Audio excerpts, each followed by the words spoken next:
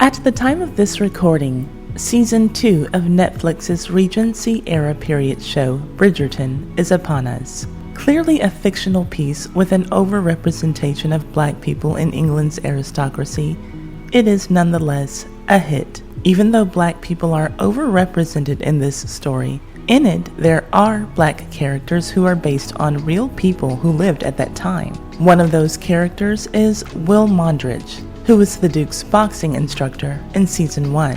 He is based on the real-life Bill Richmond, an American-born slave who went on to become Britain's first black sports star, and whose real life is better than fiction.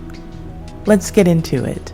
But first, if you like these videos about the most scandalous people from yesteryear that make the Hot Mess History with Ty Said What Ty Said channel a time capsule for the culture, subscribe and hit the notification bell so that you can know every time that I upload one of these videos or every time that I live stream.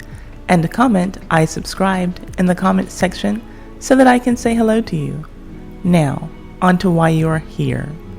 Bill Richmond is the real-life inspiration for the Bridgerton character, Will Mondrich. Bill Richmond was the first boxing superstar England had ever seen, but he started out as an American slave. So how did he get from Staten Island to London?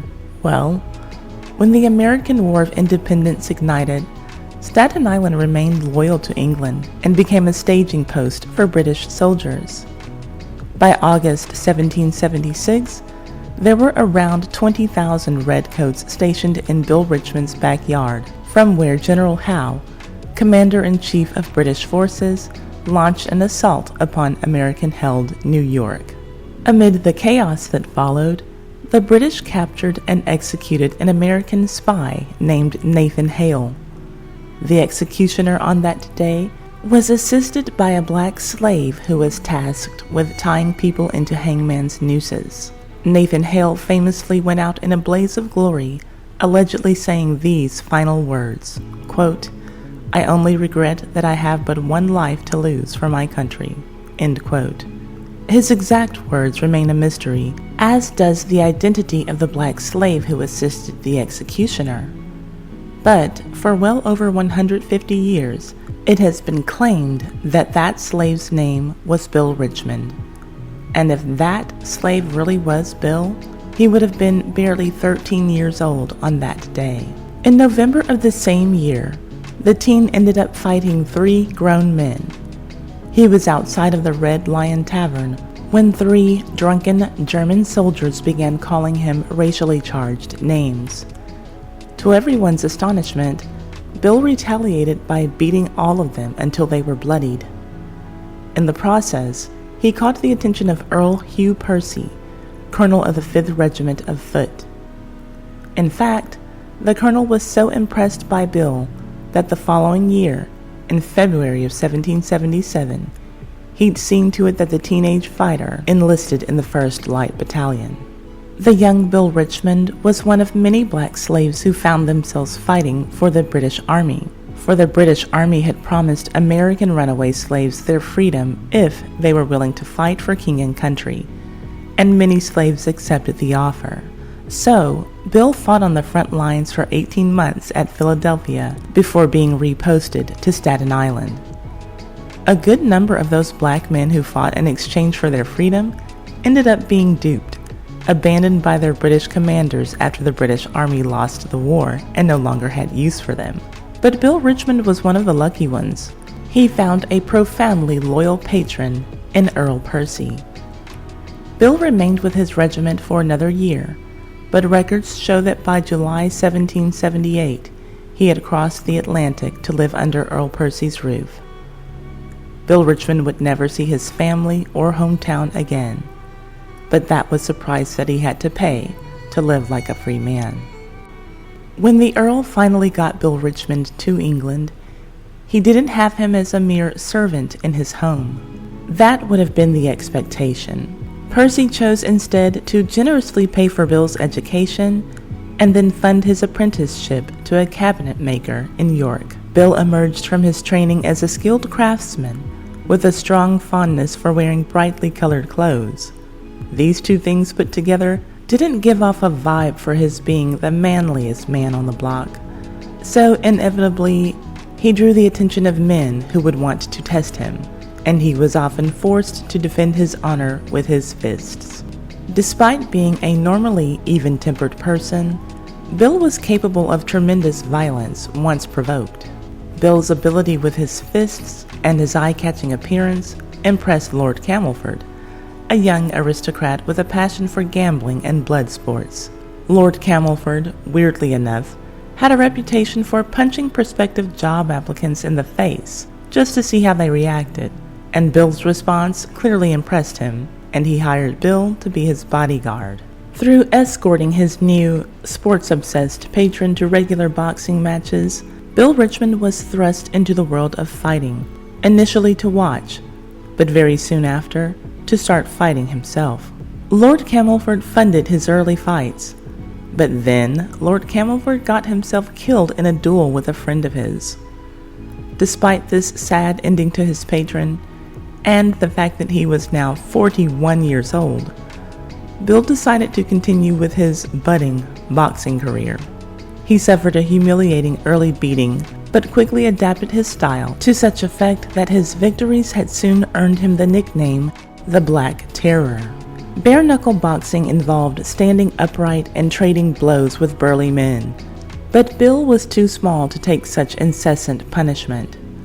Instead, he developed pioneering footwork, dancing around the ring and delivering sharp, swift counter-strikes. I imagine his style to be more like Floyd Mayweather's and a lot less like Mike Tyson or any other good heavyweight boxer. But Bill's dance moves in the ring couldn't save him from England's up-and-coming superstar, the massive Tom Cribb. In October 1805, the two fought in Sussex before a crowd of thousands. Bill Richmond was a bundle of energy, but Tom Cribb was a relentless, big and tall man who fought on the defensive, clearly refusing to overcommit, thus reserving his energy.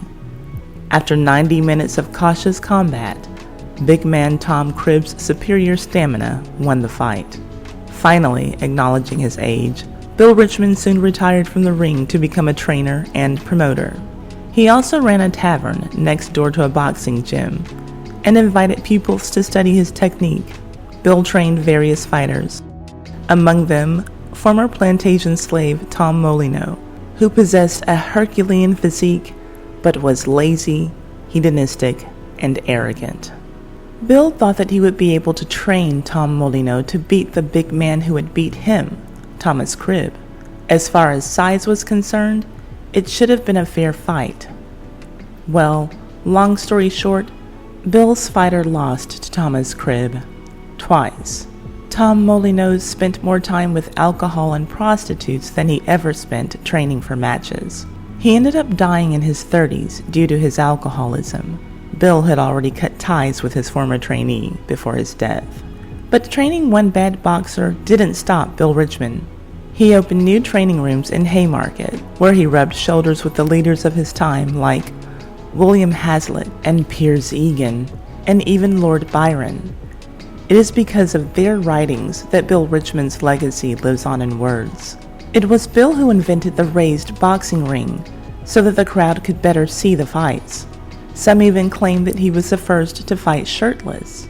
He rose as high as being an usher at King George IV's coronation, but he also still fought off and on until he was in his 60s. He had no choice because of his never-ending financial problems. Bill Richmond's story was never destined to climax to triumph. As his body weakened and his knees gave out, his money began to dry up. He sold his tavern and became a poultry dealer, but there was little that he could do to stave off the encroaching poverty. He saw out his final days in Tom Cribb's pub in Haymarket. Yes, his old rival. And on December 28, 1829, he returned home from the pub and he died after a prolonged coughing fit. He was 66 years old. Tragically, his wife, Mary, with whom he had fathered 4 children, would die in the workhouse, a place where the poor were offered deplorable living conditions in exchange for their labor. Now, there has already been talk of financial troubles with Will Mondrich's character. Do you think that his storyline is destined to follow the same path as Bill Richmond's life, or something similar? I'm curious to know what you think. Put your answers in the comment section. The troubled lives of boxers seems to have been an ongoing theme since boxing was a sport. I published a video about Leon Spinks that disclosed some of his troubles, and you can see that video here. I will also leave a link to that video in the description box. My sources for this story are historyextra.com and the International Boxing Hall of Fame.com. If you want text notifications so that you can get a text 15 minutes before I release a video or 15 minutes before I live stream, simply send a text to 786-632-2135 to let me know that you want text, and you will get an outgoing text message 15 minutes before I have a new video release. If you have a business, product, service, YouTube channel, or social media account that you would like to promote on my channel, email me at Tiwan@TiSaidWhatTiSaid.com to get rates for advertising on my community tab, my live streams, and or my edited videos, just like this one. Thank you so much for tuning in to the Ti Said What Ti Said channel. Please leave a thumbs up and comment so that we can get a discussion going. And share this video on all of your social media, especially your Facebook. That really helps me out a lot. And subscribe and hit the notification bell so that you can know when my next video is ready for you. And if you don't like what I'm saying, but you love it, feel free to hit that applaud button just below your video screen there and send me some donations.